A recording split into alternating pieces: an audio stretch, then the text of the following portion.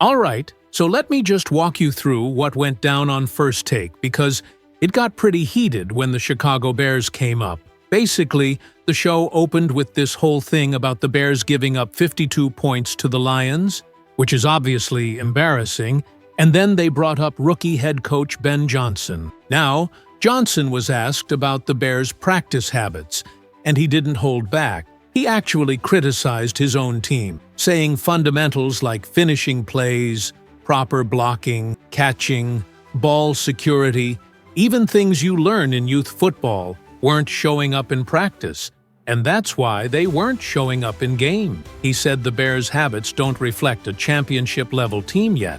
And here's where it got interesting, because that's when the panel started to break it down. RC jumped in right away and basically said, "Hold on, this isn't sitting right with me." His issue was that Ben Johnson hasn't earned the right yet to air out his team like that. He pointed out that Johnson was brought in to change the Bears' culture, from the locker room, the practice field, to the games. RC kept stressing that leadership is about accountability, and his problem was that Johnson made it sound like the players just aren't doing their jobs, when in reality, if the team isn't practicing at the right level, that's on him. RC wanted to see Johnson coach, make adjustments, and show who the Bears can really be after the scripted plays, not just talk about pressure and expectation. In his eyes, Johnson should have said, "I'm not getting this team prepared," instead of pointing the finger at, "They're not doing this or that." He made it clear, Johnson is the head coach, and the failures of the team fall on his shoulders, not just the players.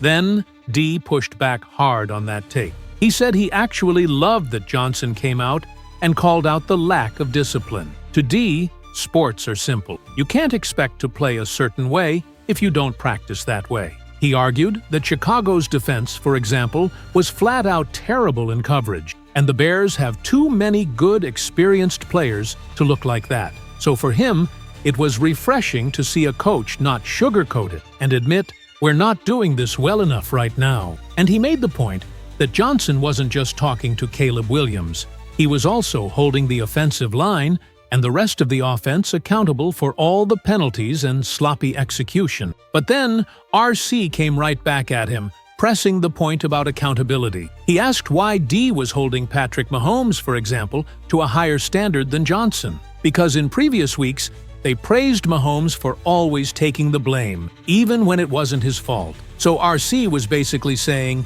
why does Mahomes have to carry accountability, but the head coach doesn't? And D said straight up, he will always hold the quarterback to a higher standard than the head coach, because the players follow the quarterback first and foremost. That's just how it works in his eyes. At that point, Stephen A. stepped in and sided more with RC, especially from the perspective that Johnson is still just a rookie coach. He said, yeah, maybe Johnson's comments were harsh or direct, but the bigger concern is that Caleb Williams, the #1 overall pick, is now on his third head coach and his fourth offensive coordinator already. And Johnson went and hired a rookie OC in Declan Doyle. Stephen A. wasn't bashing Doyle personally, but he questioned how much experience and stability Johnson is really surrounding Caleb with. Because at some point, you need seasoned leadership to guide a young quarterback, not just another coach learning on the job. So the big theme that came out of the debate was accountability and leadership.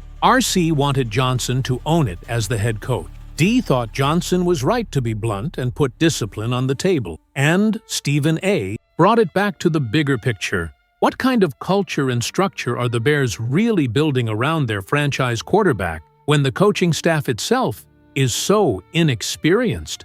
That's how the whole conversation played out. It wasn't just about practice habit. It turned into a bigger debate about how much weight falls on a rookie head coach, how much accountability players versus coaches should take, and whether Caleb Williams is being set up to succeed or fail with the way this Bears organization is handling him. All right, so let me pick it up from where the show continued, because the back and forth got even more layered in part 2 of that debate.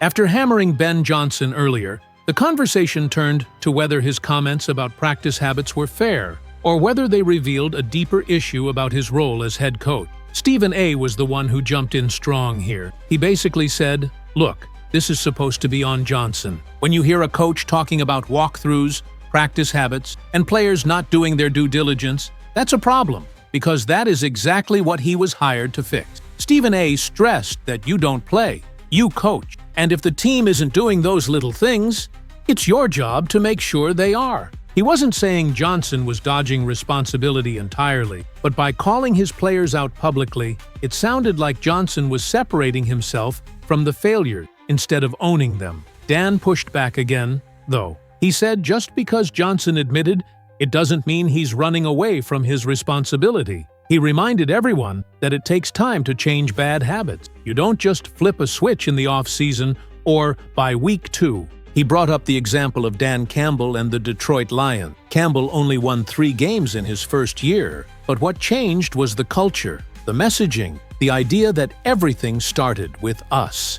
And that's where RC doubled down. For him, it was all about language. If Johnson had framed it as, "We need to do this better," instead of, "They aren't doing this," the whole thing would have landed differently. RC felt like Johnson was putting himself on the outside, almost saying, "These players I inherited don't measure up," and that rubbed him the wrong way. Then they got into this interesting angle about context. Dan pointed out that we don't know the exact question Johnson was asked. Maybe a reporter pressed him about why the Bears start hot and then collapse, or why the secondary looked so bad. If that's the case, Johnson might have just been saying, "We're not practicing at the right level yet," rather than taking a direct shot at his players. That's when Stephen A. jumped back in from the reporter's perspective. He said, if you're covering the Bears in Chicago and you hear a rookie head coach say, "We're not practicing correctly, we're not doing walkthroughs properly, we're not preparing the right way," you're absolutely going to raise your eyebrows. Because when you hear that, you immediately think, wait a second, aren't you the guy that was brought in specifically to fix those exact problems? And Stephen A. went further. He said when a new coach walks into the building, the expectation is immediate. Players should feel that urgency, like, this is a new sheriff in town, I can't slack off. But hearing Johnson's words, it didn't sound like that message was landing. And that raises the bigger NFL question. Are we too quick to promote brilliant play callers into head coaching jobs without really knowing if they can lead an entire team?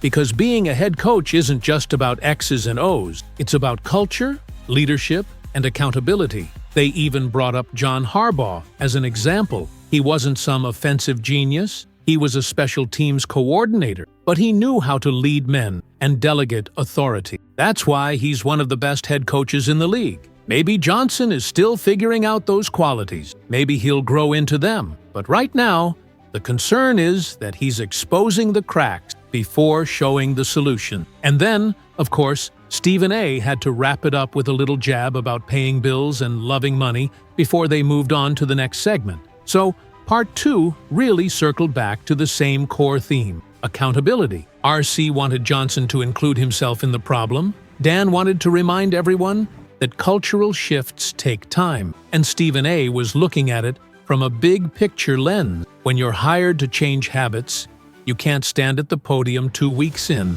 and sound like you're already separating yourself from the players. That's the tension, and that's why the whole discussion about Ben Johnson didn't feel like just a conversation about practice habits. It turned into a deeper question of whether he has the leadership qualities to really turn the Bears around.